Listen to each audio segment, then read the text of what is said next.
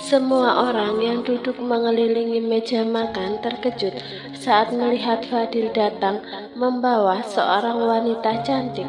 Suasana di sana yang awalnya hangat, obrolan ringan yang disertai dengan canda tawa, tiba-tiba berubah hening seketika saat melihat kedatangan Fadil dan Mika. "Ma, itu sepertinya Kak Mika," ucap Ivana ragu. Dia kemudian beranjak dari duduknya dan melangkah ke arah saudaranya. "Ini Kak Mika kan?" tanya Ivana yang masih tidak percaya pada perubahan gadis yang berdiri di sebelah kakaknya. "Perkenalkan, wanita yang aku bawa ini adalah Mika. Dia adalah calon istriku," ucap Fadil. Dia tidak menjawab pertanyaan adiknya, tetapi Fadil justru memperkenalkan Mika pada orang-orang yang ada di sana. "Kak Mika cantik banget." Ivana langsung mendekati Mika. Dia lalu berbisik pada Kak Mika, "Itu wanita yang ingin dijodohkan dengan Kak Fadil. Kelihatan tua. Aku lebih suka Kak Mika yang jadi kakak iparku." Mika tersenyum mendengar ucapan Ivana yang sudah terang-terangan mendukungnya. Kini dia ingin tahu bagaimana tanggapan dari Papa Fadil. Apakah akan menyukainya atau tidak? Kuncinya ada di Papa Fadil. Jika pria itu memberikan restu, maka Mama Fadil akan berdiri sendirian. Tidak ada yang berpihak padanya. "Fadil, apa-apaan kamu membawa wanita itu? Mama tidak mengundangnya. Mama menyuruhmu datang ke rumah ini karena ingin menjodohkan kamu dengan Nova," geram Mama Fadil. Wanita parubaya itu merasa tidak enak dengan temannya karena dia sudah sepakat ingin menjodohkan Fadil dengan Nova. "Pak Bram, Bu Elin, lebih baik kita batalkan saja rencana perjodohan anak kita," ucap Bu Farida kesal. "Kalian sekeluarga sudah mempermainkan kami, mengundang kami ke sini, tetapi malah dapat kejutan seperti ini," sambungnya lagi. "Iya, lebih baik kita pulang. Masih banyak laki-laki yang lebih baik dari anak mereka," timpal Pak Ibra. "Ayo nak, kita pulang." Bu Faridah beranjak dari duduknya, diikuti juga oleh suaminya, namun tidak dengan putrinya. "Ma, apa Mama tidak mendengar ucapan Tante Elin? Tante Elin tidak suka pada wanita yang dibawa Kak Fadil," ucap Nova. Dia sudah lama mengincar Fadil. Gadis itu pernah melihat Fadil di sebuah restoran bersama Darrell dan sering melihat foto Fadil di akun sosmed milik pria itu. Sejak itu dia langsung menyukai sosok Fadil. Maka dari itulah dia tidak mau perjodohannya dengan Fadil dibatalkan. "Bu Farida, betul apa kata Nova? Saya memang tidak menyukai wanita yang dibawa oleh Fadil," timpal Mama Fadil membenarkan ucapan Nova. "Duduk dulu Bu, sabar, ini masih bisa kita bicarakan." Fadil menuntun tangan kanan Mika mendekat ke arah meja makan, sedangkan Ivana masih merangkul lengan kiri Mika. "Maaf Om, Tante, apapun yang terjadi saya hanya ingin menikah dengan wanita yang saya cintai. Jika orang tua saya tidak merestui, maka saya akan memilih untuk tidak menikah dengan siapa-siapa," ucap Fadil tegas.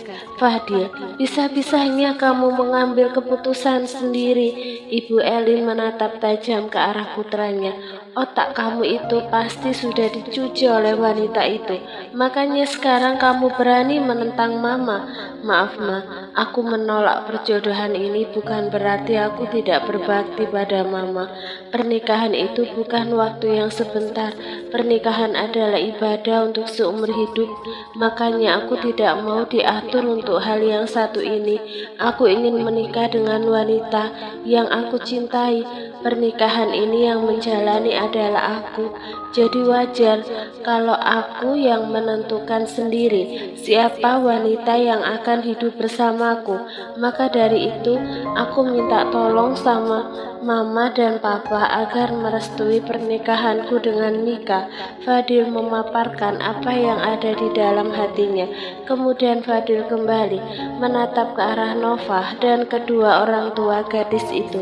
Om, Tante, aku minta maaf karena tidak bisa menerima perjodohan ini. Aku sudah memiliki wanita yang aku cintai.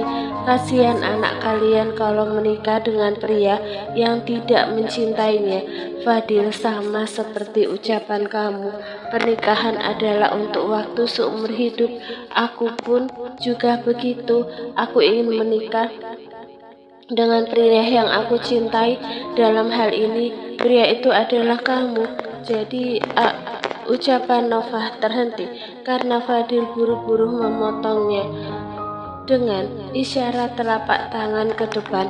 Maaf kalau aku memotong ucapan kamu.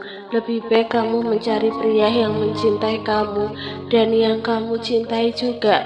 Kalau kamu denganku, itu hanya bertepuk sebelah tangan saja. Tak, Nova, cukup. Ayo kita pulang. Jangan bersikap seperti wanita yang tidak punya harga diri, ujar Pak Ibra sambil beranjak dari duduknya. Mah, ayo kita pulang. Ibunya pada sang istri. Pak Ibra melangkah lebih dulu, menjauhi meja makan. Pria itu tidak pamit pada orang tua Fadil karena merasa keluarganya telah dipermainkan dan dipermalukan. Papa, kenapa dari tadi diem saja? Kenapa Papa tidak mencegah mereka pergi? Tanya Mama Elin kesal.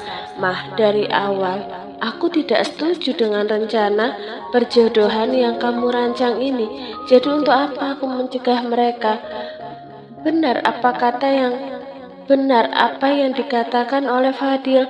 Pernikahan itu dia yang menjalani. Jadi biarkan saja dia memilih wanitanya sendiri. Kita sebagai orang tua jangan terlalu ikut campur dengan kehidupan anak.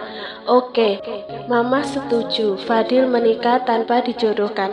Tetapi Mama minta wanitanya jangan dia. Cari wanita yang lain saja.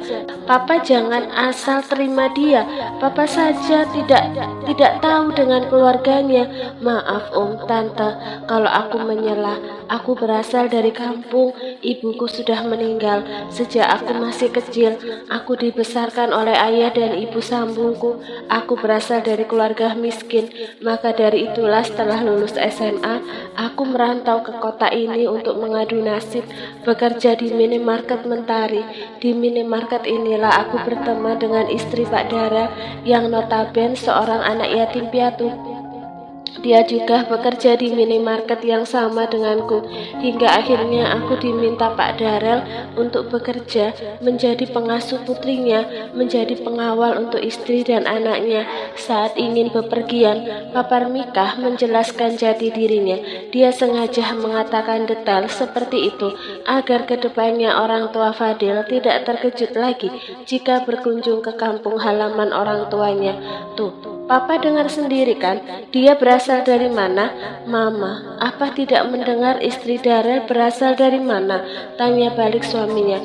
Ma, orang tua Darel saja tidak memandang rendah pada Alea. Padahal mereka jauh lebih kaya dari kita, timpal Fadil. Om, tidak usah berdebat lagi dengan Tante. Aku memang orang miskin, tidak pantas untuk Fadil. Aku tidak mau kehadiranku di sini membuat keluarga ini menjadi tidak harmonis. Setelah Mika menghentikan perdebatan, Fadil, aku lebih baik mundur saja.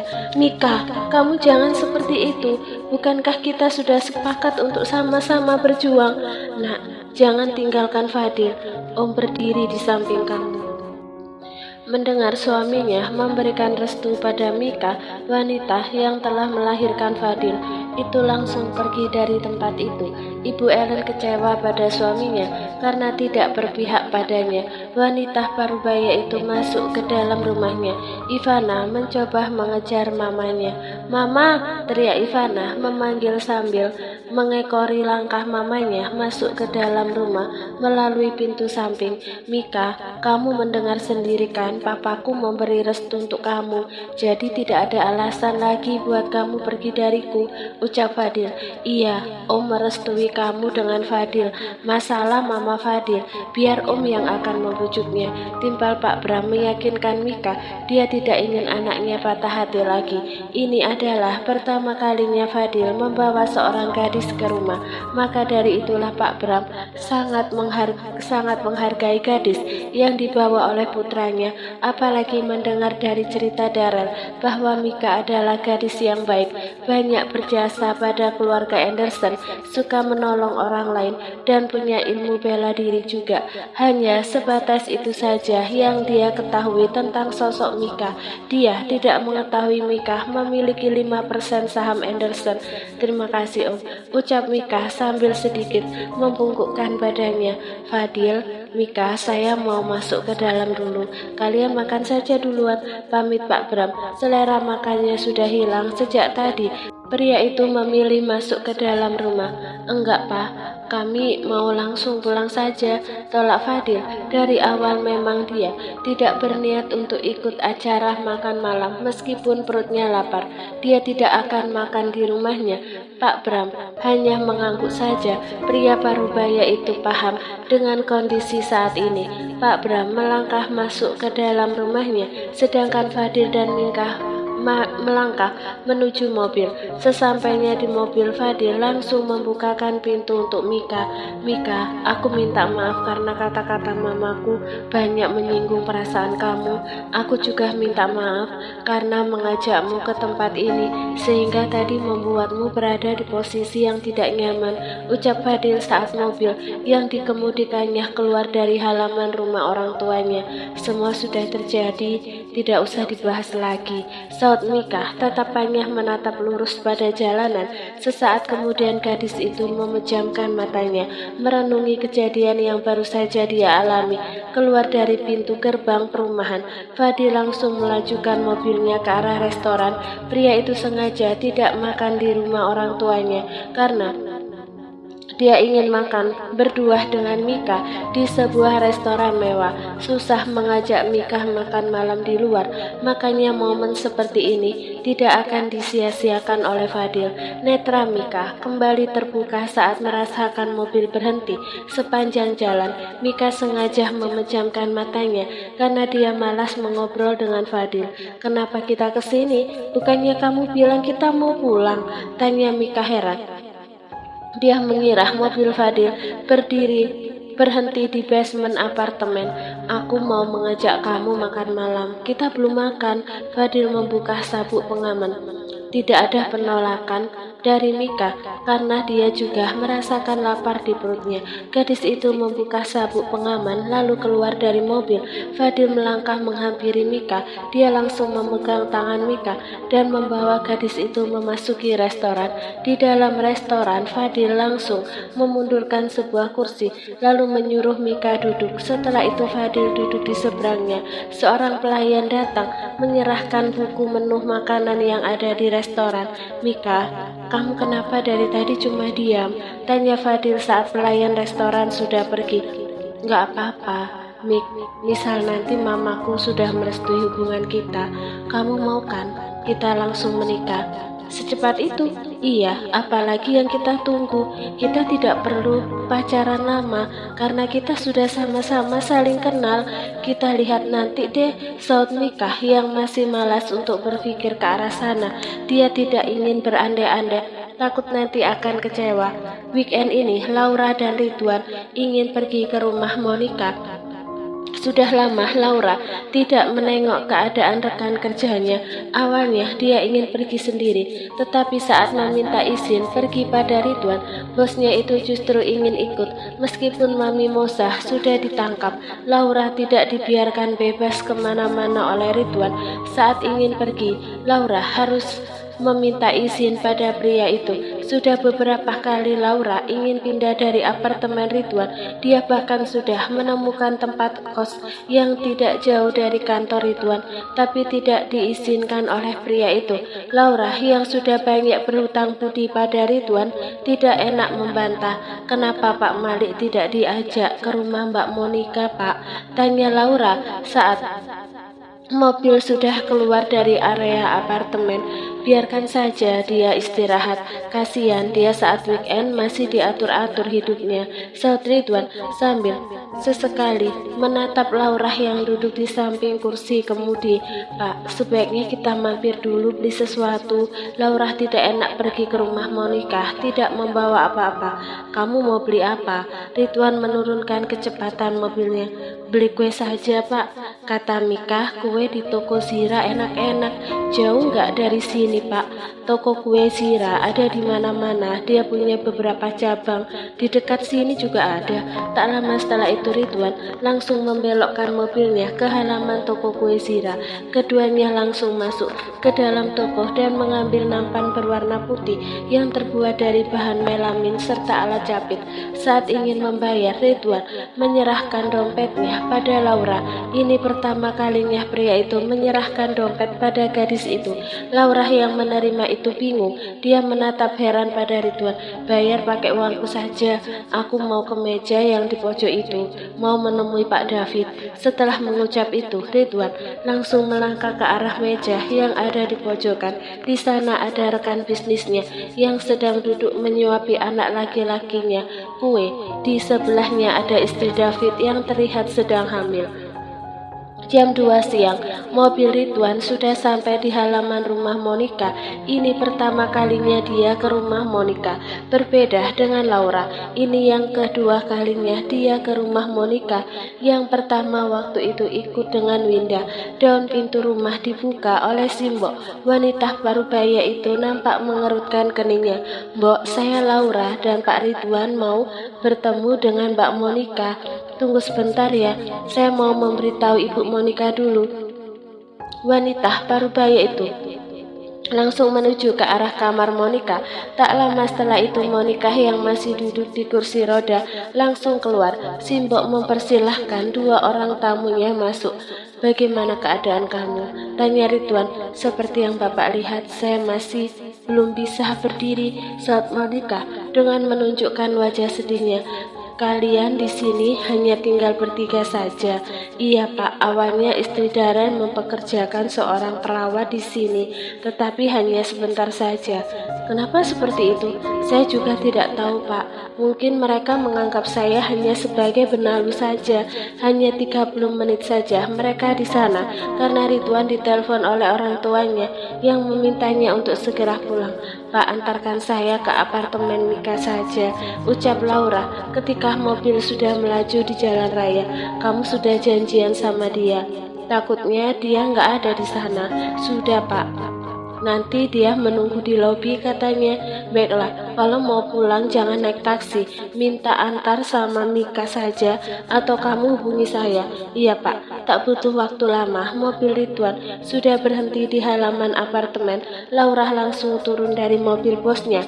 Mika yang berada di lobi langsung keluar menyusul Laura. Siapa yang mengantar kamu? Pak Malik ya? Tanya Mika saat membuka daun pintu kamar apartemennya. Bukan, Pak. Bukan Pak Ridwan yang mengantar. Kebetulan kami baru pulang dari rumah Mbak Monica. Kamu dari sana? Bagaimana keadaan dia sekarang? Apa dia sudah bisa berjalan? Belum, Mik. Dia masih duduk di kursi roda. Kamu mau minum apa? Tanya Mika. Dia membawa Laura ke ruang tengah. Apa saja? Apa yang ada saja, Mik. Di ruang tengah, Mika meletakkan beberapa foto di figura yang digantung di dinding. Ada juga diletakkan di bagian rak. Laura melihat foto-foto tersebut. Foto seorang pria dengan anak perempuan yang berambut panjang sebahu. Itu fotoku sama papa waktu masih kecil, ucap Mika saat membawa beberapa botol minuman kaleng. Kamu sejak kecil memang suka pakaian laki-laki ya, Mik? Iya, mau gimana lagi? Adanya cuma itu. Sampai akhirnya aku merasa nyaman dengan pakaian itu. Netra Laura kemudian teralih pada foto usang. Namun masih terlihat jelas foto seorang wanita muda. Laura mengambil figura duduk itu. Dari mana kamu dapat foto ini? Tanya Laura. Kok dapat dari mana? Itu kan foto mamaku.